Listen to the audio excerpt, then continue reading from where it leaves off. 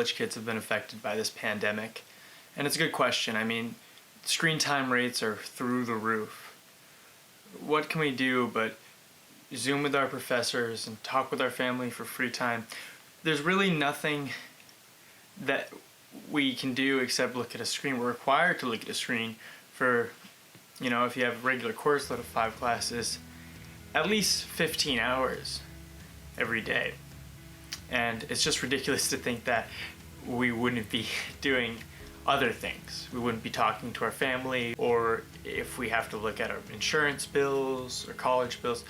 We're doing a lot of stuff on the screen as normal. We're teenagers, young adults. What I'm really breaking down and analyzing, critiquing in this video is how are teens affected by everything that is controlling the media that we're hearing in the news. From the election, a little over 2 weeks now. Attendance of protests during COVID-19 and during a global pandemic, you should be a bit on edge to some extent about how difficult it may be to regard social distancing in protest environment, because in protest situations you're guaranteed to have a good amount of people around there. But with that being said, we see the opinions of people. We hear of 3 young adults' viewpoints in this really pressing time in America, to say the least. To give you somewhat of an idea about how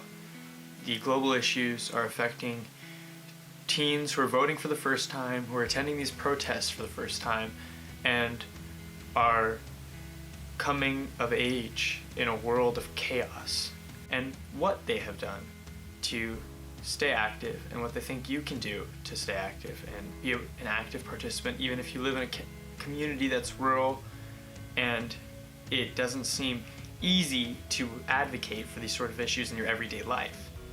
That's what I'm getting out of this video, and that's what I hope that I accomplish for you folks. From small town rural Vermont in a particularly conservative county, Rutland County.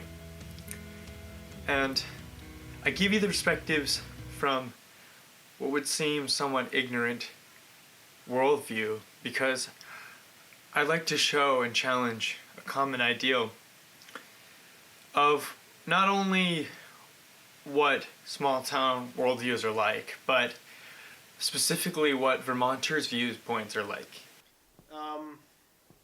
So I think it's really that the main disappointing thing for me, I guess, is that at the beginning of the pandemic, so many politicians, both left and right wing, made these sort of statements, oh, we're going to help everybody out. I mean, fundamentally what needs to happen is, politicians need to actually sort of, I guess, put their money where their mouth is, in a sense, and actually do what they are promising that they will do if they have enough power, which they never will, because that kind of accountability is something that American politicians just can't have. But there needs to be a total eviction freeze in at least in major cities, probably across the country. And that there was an eviction freeze for a few months, but there was some paperwork that you had to sign so you could still be in that it was not properly communicated. It just seems like all this stuff is just meant specifically to hurt poor people. But just there needs to be I guess I'm not really a UBI guy, but in this case I think there does need to be a universal basic income. I think there does need to be sort of health care, obviously free health care, especially if it's coronavirus related diseases, because there's just so many people who just, if they get sick, they can't afford to do anything about it. They're more scared of the financial burden of being sick rather than the actual illness. And I think that is probably what's causing a lot of coronavirus spreading, because the people that are still spreading the disease are people who cannot afford to not, who have jobs that put them at risk, where they have to interact with people every day, where they constantly have to put themselves at bodily harm, risk of a disease which could harm them or someone they love.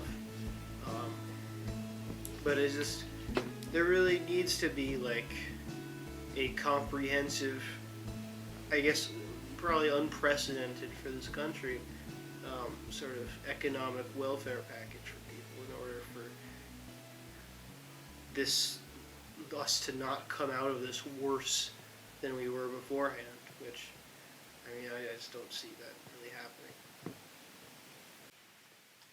I think people of color are disproportionately affected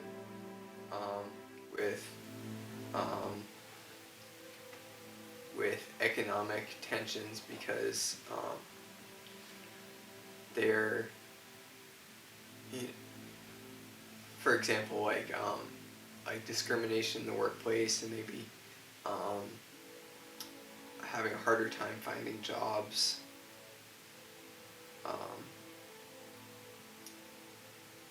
And then if you really want to get deep into it, maybe even like the cultural baggage, and in predominantly black neighborhoods, it's more often the case that they're not as wealthy, and therefore the school system is not as well funded, and you can see how that would play out. Okay to be afraid and still go to a protest. I mean, it can be a very scary thing, especially if you're going to one in a major city and you know that there could be a lot of violence there. I think it really depends on your own circumstances. If you want to go to one of the protests, then go. Yeah, you should obviously observe social distancing precautions and try to keep yourself safe. But I think you should go. But there are some circumstances where that's a risk you don't want to take. Like if you're living with a family member who is sort of part of an at-risk group, or if you are yourself, I mean, it is perfectly reasonable to not want to go to a protest out of just sort of a pure survival thing. If you have, like, a lot of people still live with their parents, or like people, like, if this is like a disease where older people are the primary sort of victims of it, like, what you do is going to affect them a lot more than it's going to affect yourself. For like a local level, and I think that one of the most devastating losses that Vermont has seen is the loss of so many small businesses. Obviously the first that comes to mind is Thomas Dairy. They almost made it to 100 years here, and now because of the pandemic they've had to shut down, which is just such a devastating loss for all of Vermont. We're going to make sure that everyone gets through this okay, and we're committed to the people.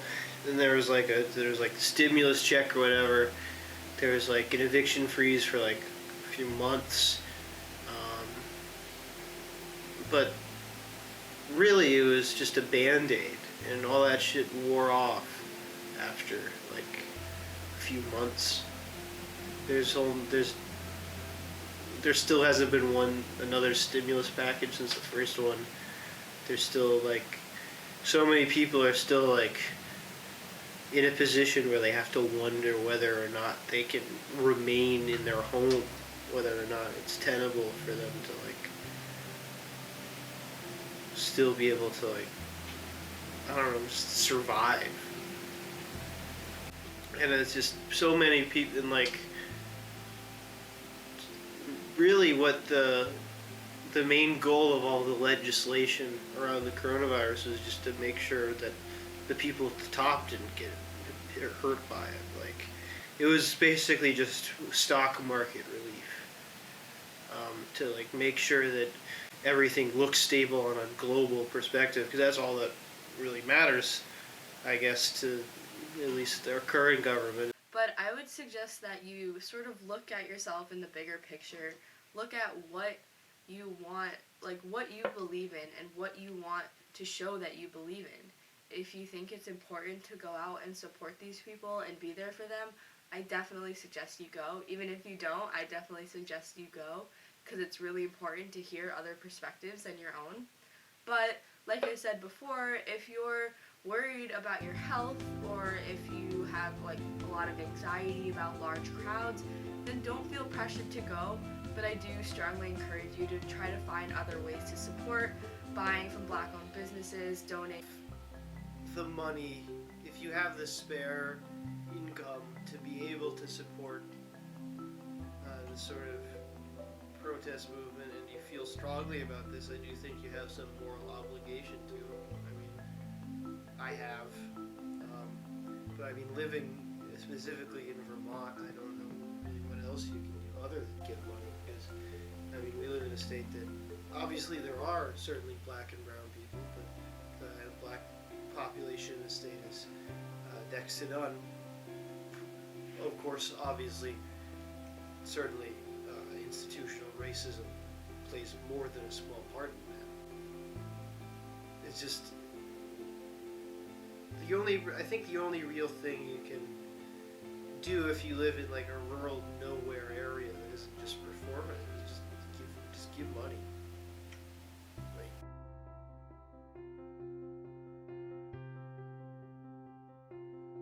Obviously, the number one thing that you can do, or I can do, is donate to various bail funds or try to buy from Black-owned businesses. There are bail funds that money would probably most directly go to helping people who are sort of on the front lines of this stuff. And I think sort of giving money to sort of groups working with marginalized communities to help make sure they can pay their rent, have food and all that. I think that stuff is important to do if you have the spare income to do so. And I think, yeah, as a white guy, I do feel some kind of responsibility. Despite what news you see, occasionally you'll see protests becoming violent, and that's true, but the vast majority of protests are very nonviolent, and more so, the vast majority of people, again, are very conscious of COVID and wearing masks and maintaining social distancing, because they know that they don't want COVID to detract from what the protest is about. So, I would say the general feeling you'll experience is safety first, so we can focus on the issue.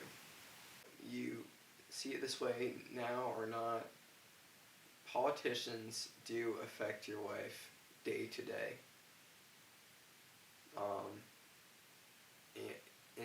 And even such explicit things as your taxes.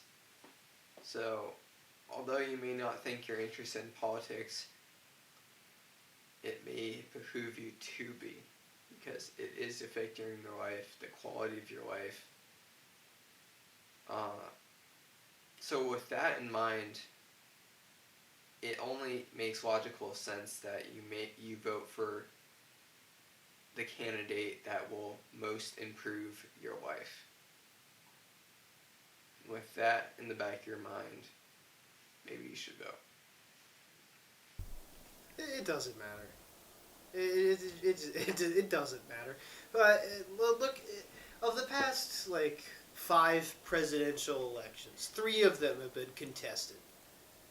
No matter what the actual outcome is, there is some way that the sort of arcane electoral processes of this country can bend the result to whatever benefits them most. I think you should really look back to the 2000 election to see sort of what's going on this time.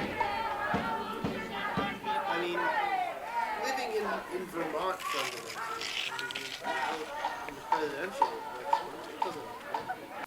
Like, Vermont is voting for Joe Biden. Like, I mean, I'm voting for Joe Biden, but the only reason is so that my grandma doesn't yell at me for saying that I'm not going to vote for Joe Biden.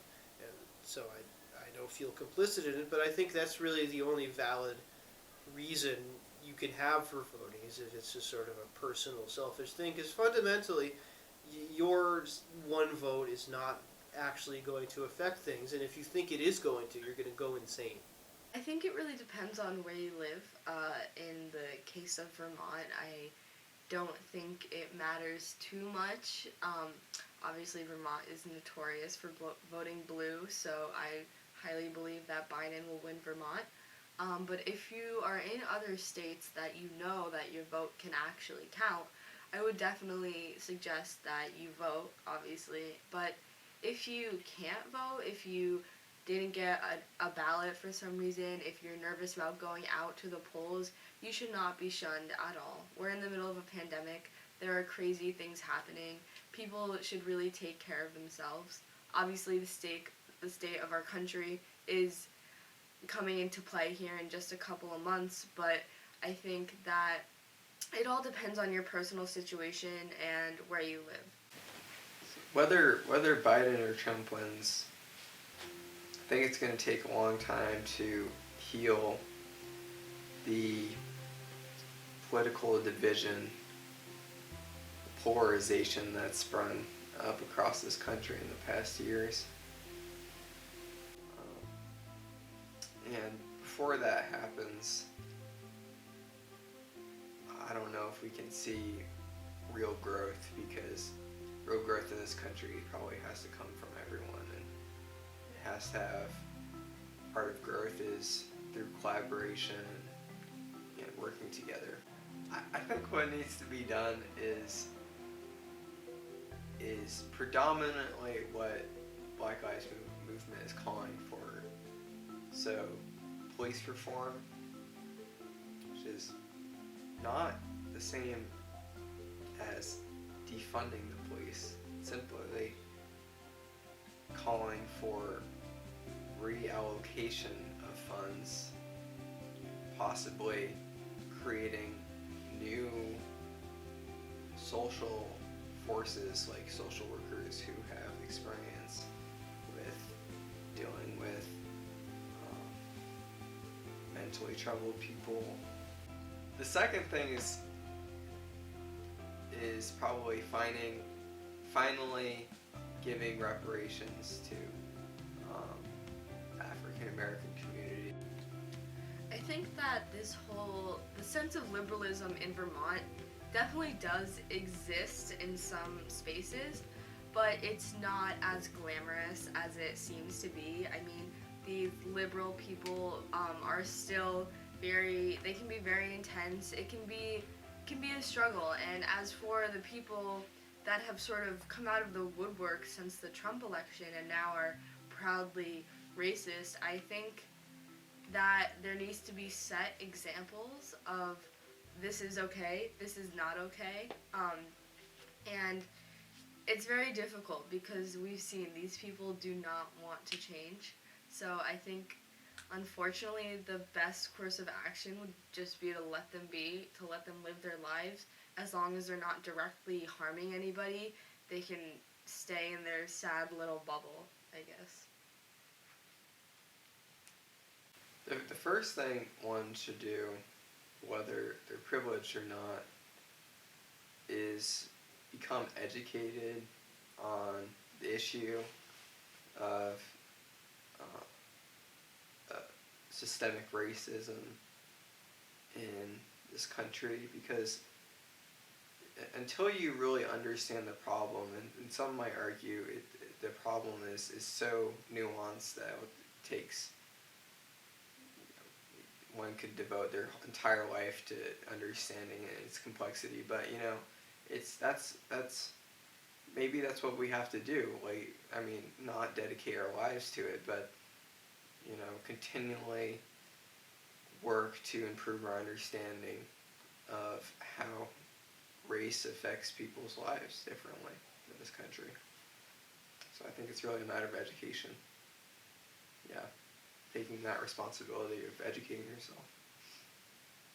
I guess essentially vote, which even then doesn't really give me much hope. But as like a citizen, there's really not too much we can do besides try to help our neighbors and those who are affected by the virus. But ultimately, the government needs to intervene and actually do it well.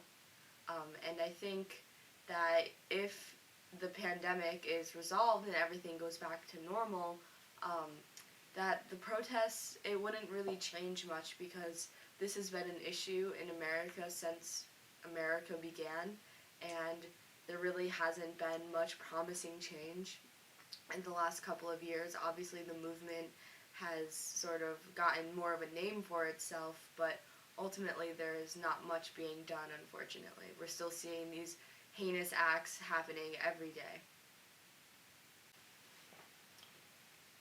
I think on the issue of having definitely a certain group of people in Vermont who, as you said, have this culture of exclusiveness, and in the sense that this is my lifestyle and this is only the kind of person that can live this lifestyle based on where you're from and say what race you are. And so it's like, the question is how to deal with people like that. And as crazy as it sounds, I think the baby steps are first. I think, like, if you saw acts of racism being committed from, say, a group like this, I mean, obviously the right thing to do is confront them respectfully about just indicating to them that what they just did was racist, and maybe explaining a little bit. But getting back to my point, I feel like because of the great polarization in this country and people on both sides feeling disrespected, that their culture is being disrespected, I think just being not tolerant of racism, but tolerant of other aspects of people's culture and lifestyle, as much as they are disagreeable, unless they're disagreeable on a sincerely humanistic level. I think our first concern should just be respecting everyone and what they do, what they like to do. In an ideal world, things would be better, actual policies would come into play, we would have healthcare for everybody, a universal basic income, address the racism you see in your everyday life. I mean, I'm not talking about social media here because that is just an endless battle. But if you have family or friends and you're noticing that maybe their perceptions are a little off, just try to correct those. Try to influence them to do good things with their money and with their place of privilege. Country. If Trump were to win for 4 more years, I honestly don't know what would happen. I would be very scared as a woman and just as a human in general as to what would happen. I mean, if Trump wins, it's probably gonna be like a civil war. Just like not for any like good reason, just because what Trump has done is he's injected politics into every minute facet of life and like heated up this sort of the political divides in this country like a pressure cooker. And I think if people are the American people are subjected to another 4 years of this, like, people just go insane. Something bad just has to happen. But if Biden wins, I think on a surface level things will get better. It's kind of crazy to think about how we got to this point in time, and honestly, thinking about what's going to happen tomorrow stresses me out. So thinking about what the country would be like in 4 years if Trump was still president, I can't even think about it. So, and I don't really want to think about what 2024 might be like if there's another sort of right-wing backlash. I have no idea what horrifying form that could take. But sorry, the question said I wasn't supposed to be cynical.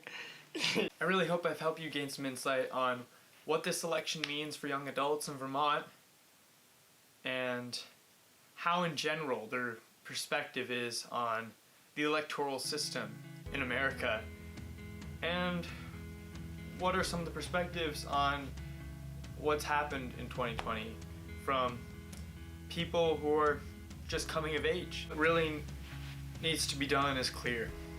We see that, well, the majority of people in this video didn't believe that voting really makes a general difference depending on where you are, and that's a consensus in America. We've seen issues from the Electoral College from both sides.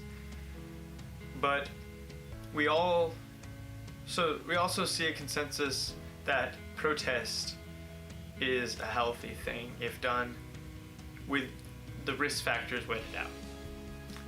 And if you believe that you need to get involved and you feel that this is something that you should undertake, then by all means, there's no reason why you shouldn't be participating. It's the least you could do if it's something that you believe is truly impacting the lives of black and brown bodies, as we believe that it does. It's imperative that if you have a conscious viewpoint in your life, you don't just let time run you over, run the days over.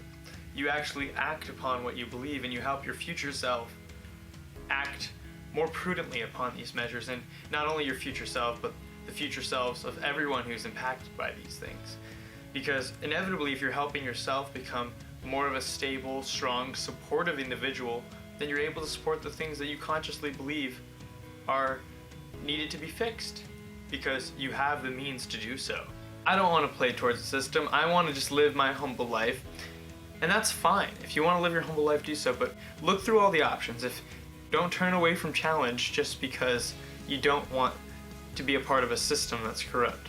How are you going to change anything if you're not challenging yourself? That's all I have to say. Especially as a young person, because you have supposedly all the time in the world, but even as a young person at age 19, I've learned that time just dwindles away.